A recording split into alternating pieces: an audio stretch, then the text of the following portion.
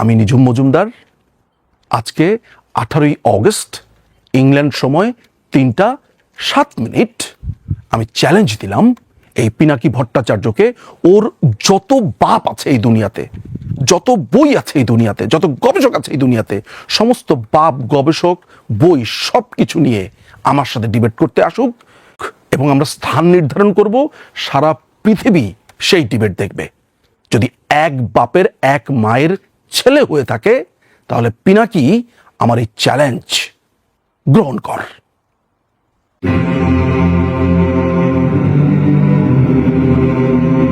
এই দেশের সমস্ত রাজাকারদের অ্যাপোলজিস্ট এবং রাজাকারদের সবচাইতে কাছের এখন বন্ধু হচ্ছে পিনাকি ভট্টাচার্য।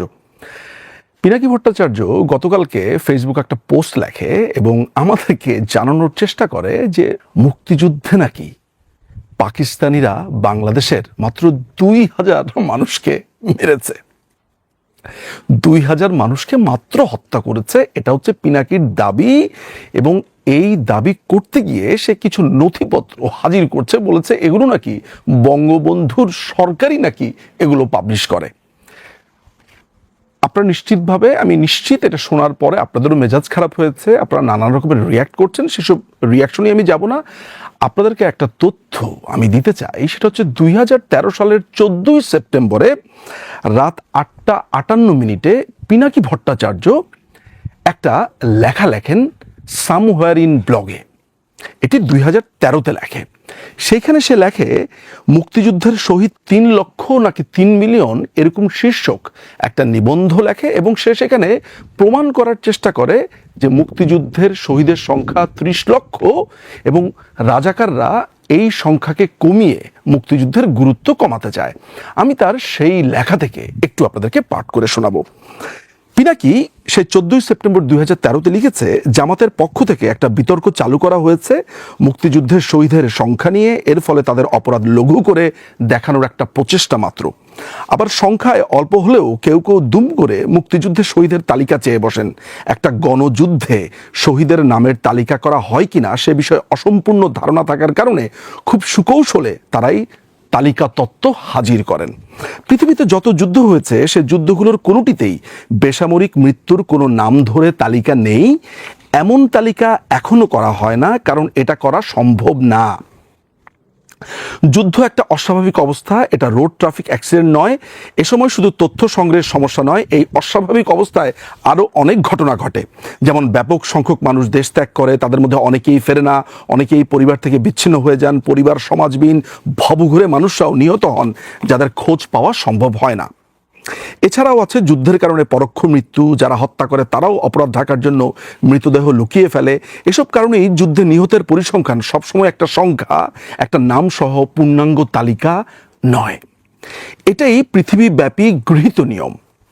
যারা মুক্তিযুদ্ধের শহীদদের তালিকা চায় তাদের যে কোনো একটা গণযুদ্ধের বেসামরিক নিহত নাগরিকদের তালিকা দেখাতে বলুন। যুদ্ধের মৃত বা নিখোঁজ সামরিক ব্যক্তিদের তালিকা করা সম্ভব, কিন্তু বেসামরিক ব্যক্তিদের নয়। এই এস্টিমেশন কিভাবে করা হয়? আজ জেরুমেল তার চায়নাস ব্লাডি পলিটিক্স বইয়ে এবং লিথাল পলিটিক্স বইয়ের পরিশিষ্ট গণহত্যার পরিসংখ্যান কিভাবে করতে হয় সেটার একটা মেথোডোলজি দিয়েছেন। আগ্রহীরা পুরোটা দেখতে পারেন। তখন রোমেল ছিল পিনাকির বাপ। পিনাকিকে তখন সে রেফার করছে এবং বইপত্রের নাম দিচ্ছে। এভাবে সে আরো বলছে, আমি জাস্ট পুরোটা পড়ি, আসলে রুচি হয় না। মানে এরকম একটা অসম্ভব নোংরা, একটা নোংরা মাংসপিণ্ড কোন মাতা তাকে জন্ম দিয়েছে এটাও ভাবতে আমার ঘৃণা বোধ হয়। তারপর পড়ছি, পাঠকদের জন্য আমাকে এই কষ্টটা সহ্য করতে হচ্ছে, মানে মানসিক কষ্টটা। যাই হোক, কিন্তু সাধারণভাবে দুটো রেঞ্জ ব্যবহার করা হয়। আমেরিকান সিভিল ওয়ারে 6 থেকে 7 লক্ষ মানুষ নিহত হয়েছিল। রুমেল তার পদ্ধতিতে কিভাবে এই রেঞ্জটা করা হয় সেটার একটা মেথড বলে দিয়েছেন, বিরাট বড় পণ্ডিত। প্রিয় দর্শক, আমি আপনাদেরকে একটা কথা বলি, এই রুমেলের মেথড কিচ্ছুই পড়ে না। এই পিনাকি কোনো পড়ালেখাই করে না। ও যেটা করে সেটা হচ্ছে, একটা ধরেন আপনার বিস্কুট খাচ্ছে বা চানাচুর খাচ্ছে, কোনো একটা ঠোঙ্গা পেলো, ঠোঙ্গার ভিতরে লেখা হলো পিনাকি মারি, সাথে সাথে সে একটা পোস্ট করবে, এই সবাই জানেন এই বইয়ের ভিতরে লেখা আছে পিনাকির। ও হচ্ছে ওই টাইপের লোক। সুতরাং আলটিমেটলি ও হচ্ছে চানাচুর খাওয়া পাঠক, অর্থাৎ চানাচুর খেতে খেতে যে বইপত্র পায় সেগুলা সে একটু দেখে ফেসবুকে জ্ঞান কপচায়।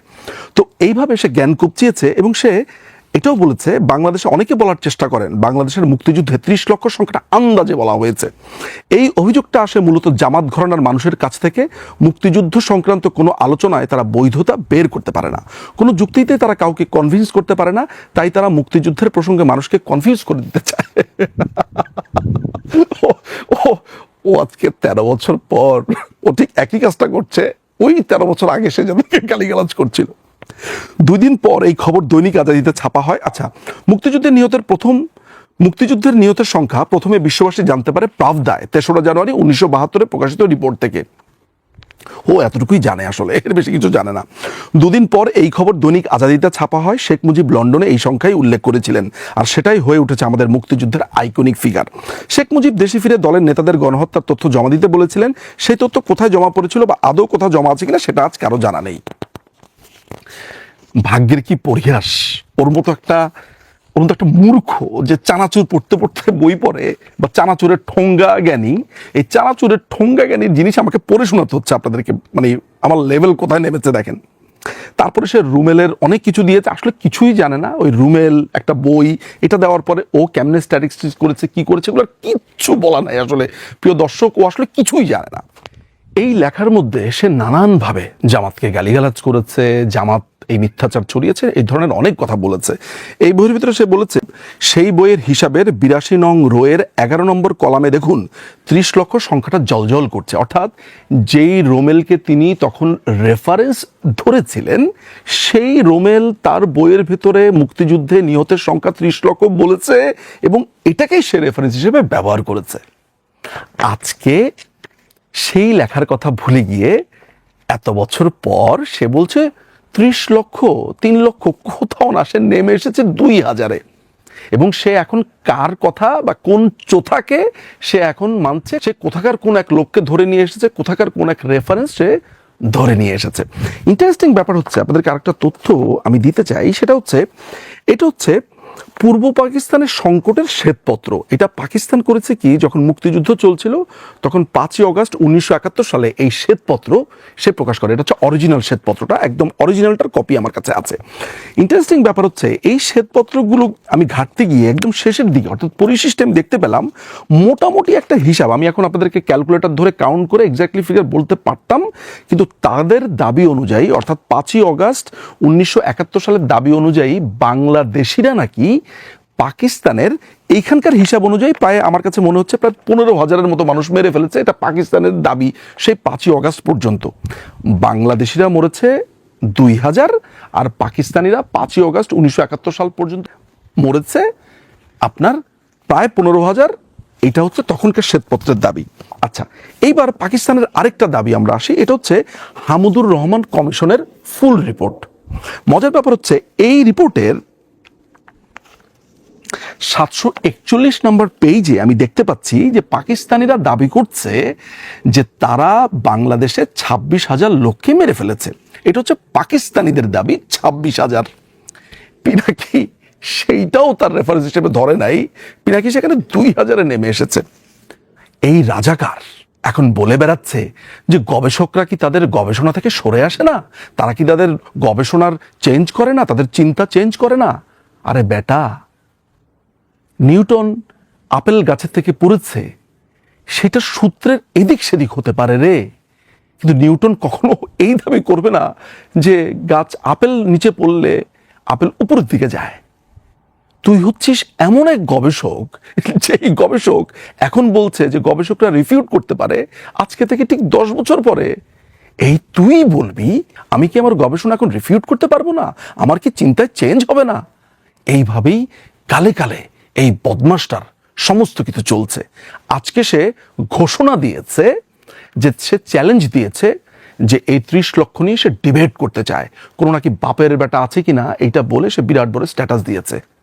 আমি নিঝুম মজুমদার, আজকে 18ই অগস্ট ইংল্যান্ড সময় 3টা 7 মিনিট আমি চ্যালেঞ্জ দিলাম এই পিনাকি ভট্টাচার্যকে, ওর যত বাপ আছে এই দুনিয়াতে, যত বই আছে এই দুনিয়াতে, যত গবেষক আছে এই দুনিয়াতে, সমস্ত বাপ গবেষক বই সব কিছু নিয়ে আমার সাথে ডিবেট করতে আসুক এবং আমরা স্থান নির্ধারণ করব। সারা পৃথিবী সেই ডিবেট দেখবে। যদি এক বাপের এক মায়ের ছেলে হয়ে থাকে তাহলে পিনাকি আমার এই চ্যালেঞ্জ গ্রহণ কর। আসো খেলবো, খেলা হবে, খেলা হবে। 24 তারিখের পরে খেলা হবে। তুই, তোর খালেদা জিয়া, তোর জামাত, তোর হেফাজত সব নিয়ে আমরা খেলবো। 24 তারিখের পর খেলা